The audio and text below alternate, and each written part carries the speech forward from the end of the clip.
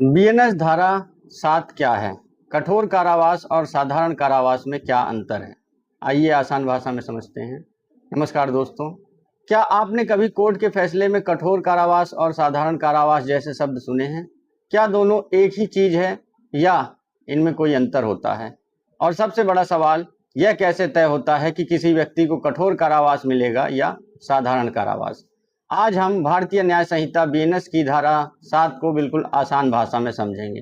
सबसे पहले जानते हैं धारा 7 क्या कहती है।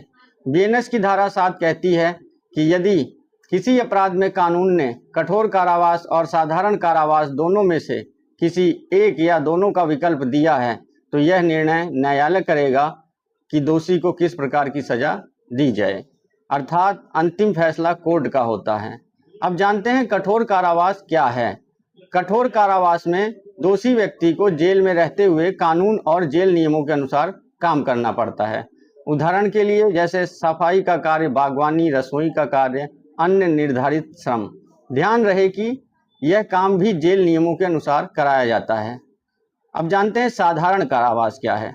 साधारण कारावास में व्यक्ति जेल में रहता है लेकिन उससे कठोर श्रम कराना आवश्यक नहीं होता है, यानी दोनों में मुख्य अंतर श्रम का है। कैसे पता चलता है कि कौन सी सजा हुई है? तो यह सवाल बहुत महत्वपूर्ण है। इसका उत्तर है, कोर्ट अपने निर्णय में साफ लिखता है आरआई कठोर कारावास, एसआई साधारण कारावास।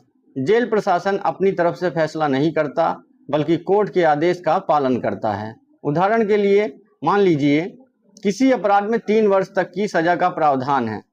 कोर्ट लिख सकता है 3 वर्ष आरआई, 3 वर्ष एसआई या फिर 1 वर्ष आरआई प्लस 2 वर्ष एसआई।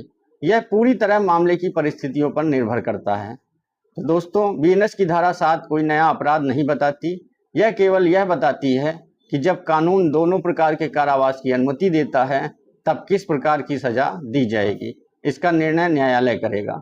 अगर आपको यह जानकारी उपयोगी लगी हो तो वीडियो को लाइक करें, चैनल को सब्सक्राइब करें और बीएनएस की अगली धारा की आसान व्याख्या देखने के लिए हमारे चैनल से जुड़े रहें। धन्यवाद।